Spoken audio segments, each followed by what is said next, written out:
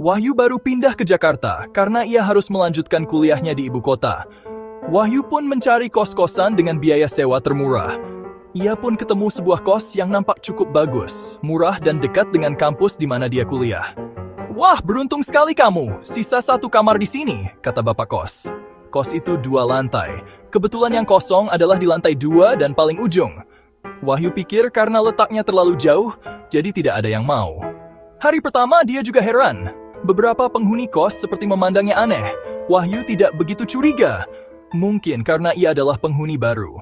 Hingga malam tiba, ia pun merasakan sesuatu yang janggal. Ia susah tidur. Pas jam 1 malam, ia pun terbangun karena mendengar suara isak tangis wanita. Wahyu penasaran mencoba mencari asal suara namun tidak ketemu, baik di dalam kamar maupun di luar kamar. Wahyu memaksakan diri untuk tidur. Ditutupnya dengan selimut agar tidak mendengar suara itu. Besoknya Wahyu ke warung dekat kos untuk sarapan pagi. Wahyu tahu karena pernah lihat ramai sekali. Ada jual bubur ayam, nasi kuning dan nasi uduk setiap pagi di warung itu. Kamu tani baru ya, tanami curi pria kepada Wahyu. Soalnya sang Wahyu. Gimana tidur semalamnya? Amangin apa? Tanya Wahyu. Lalu pria yang bernama Beni itu pun menceritakan kisah tragis di kos itu. Beberapa bulan lalu terjadi kisah tragis terhadap seorang gadis bernama Erna. Penghuni kamar kos sebelum ditempati Wahyu adalah Alim. Alim mempunyai pacar bernama Erna. Ia pun sering membawanya ke kos. Suatu malam, Alim memaksa Erna untuk melakukan hubungan orang dewasa. Erna selalu menjaga jarak dengan Alim. Walaupun Erna sangat mencintai Alim, namun Erna ingin menjaga kehormatannya untuk masa depannya dengan Alim. Namun setelah mengobrol selama 30 menit, Alim merasa adiknya bangun sehingga ia mengajak Erna. Erna kemudian menolak ajakan tersebut. Alim kemudian merasa kesal dan pergi keluar kamar meninggalkan Erna sendirian. Erna sudah biasa ditinggal sendiri seperti itu, karena Erna sering istirahat di kamar Alim. Walaupun kos-kosan di sana khusus laki-laki, tapi tidak ketat, sehingga kadang Erna sering ke sana saking bucinya dengan Alim. Alim pun ke teras depan kos, dan kebetulan bertemu temannya yang bernama Arifin. Mereka awalnya hanya bersenda gurau layaknya teman, lalu datanglah Imam yang kemudian mereka membahas tentang Erna. Ternyata Arifin dan Imam pernah suka dengan Erna, karena Erna cantik dan sering datang mengunjungi Alim. Mereka saling curhat tentang cantiknya Erna.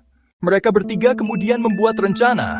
Mereka masuk ke kamar Erna dan mendapati dirinya sedang dalam keadaan tertidur dengan nyenyak. Imam kemudian membekap wajah Erna menggunakan bantal dan menyuruh Alim untuk mencari pisau di dapur. Arifin kemudian lebih dahulu menindih Erna yang dalam kondisi dibekap dan dipegangi oleh Imam.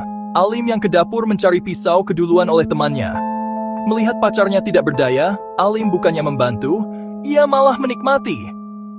Tidak menemukan pisau, ia pun kemudian mengambil gitarnya dan memberikan kepada Arifin dan menyuruh Arifin untuk memukuli Erna. Erna pun kemudian mengalami luka terbuka. Alim kemudian pergi keluar kamar karena merasa geli dengan percikan cairan merah dari Erna. Namun kemudian ia kembali masuk untuk memastikan apakah Erna masih hidup atau sudah meninggal. Alim pun kaget melihat Imam dan Arifin masih terus melakukan hal keji terhadap Erna yang kondisinya sudah berlumuran cairan merah. Alim melihat bahwa kepala Erna sudah digulung menggunakan kain dengan kondisi masih bernafas. Imam kemudian mengangkat tangan Erna, yang dimana Alim langsung menggigit dada Erna. Arifin kemudian menyuruh Alim untuk memegangi kaki Erna, sampai berada dalam posisi terbuka. Arifin kemudian menancapkan gagang gitar ke dalam alat berharga Erna dengan cara menendang masuk gitarnya. Erna pun menghembuskan nafas terakhir. Lalu Alim mengambil ponsel milik Erna dan menuju ke kamar mandi untuk mencuci tangannya. Setelah melakukan pengakhiran hidup tersebut, mereka bertiga kemudian keluar dan menggembok kamar tersebut, lalu pulang ke kediaman masing-masing. Itulah cerita dari Beni yang membuat Wahyu terdiam, tidak bisa melanjutkan sarapannya. Wahyu yang berasal dari kampung tidak tahu menahu dengan berita ini. Ia hanya berharap suara semalam bukan suara hantu Erna yang seperti gosipkan orang-orang. Seperti biasa setelah pulang kuliah, Wahyu pun tidur di kosnya. Tidak terjadi apa-apa seperti malam sebelumnya hingga jam 1 subuh kembali terdengar suara wanita menangis. Kali ini Wahyu mulai curiga, apakah benar kisah itu? Badannya merinding dan sekujur tubuhnya mengeluarkan keringat dingin. or save doing T, she to promote your Sinlay. Suara cekikan terus menggema, seperti ada di otaknya, hingga Wahyu kembali menutup badannya dengan selimut dan mencoba memaksakan diri untuk tidur. Hingga tiba-tiba ia melihat sosok seorang gadis menggunakan gaun putih namun gaunnya kotor penuh warna merah. Wanita itu cantik sekali, namun tiba-tiba wanita itu ketawa cekik-kikan mengeluarkan sesuatu dari gaunnya dan melemparkan ke Wahyu. Benda itu adalah gitar. Wahyu baru sadar, wanita itu adalah kuntilanak gitar. Lalu kuntilanak gitar itu berkata, "Kembalikan gitar itu kepada mereka," sambil mendekatkan wajahnya ke Wahyu. Wahyu kaget dan tiba-tiba terbangun. Badannya panas dingin karena mimpi seram itu. Besoknya Wahyu berniat untuk pindah. Ia pun mencari bapak kos.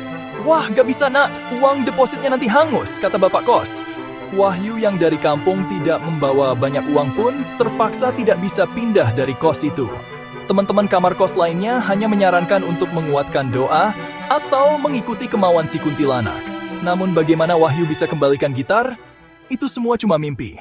Wahyu pun di hari itu juga mencoba mengunjungi Imam, Arifin, dan Alim di lapas. Ia hanya mau menceritakan kisah Erna kepada mereka untuk pengembalian gitar. Ketiganya merasa bersalah. Mereka meminta Wahyu untuk menyampaikan maafnya kepada Erna jika bertemu di mimpi. Wahyu hanya mengiyakan. Semoga Erna tidak gentayangan lagi di dunia, terutama di kamar kosnya. Malamnya Wahyu tidak diganggu lagi, namun berita mengerikan terdengar.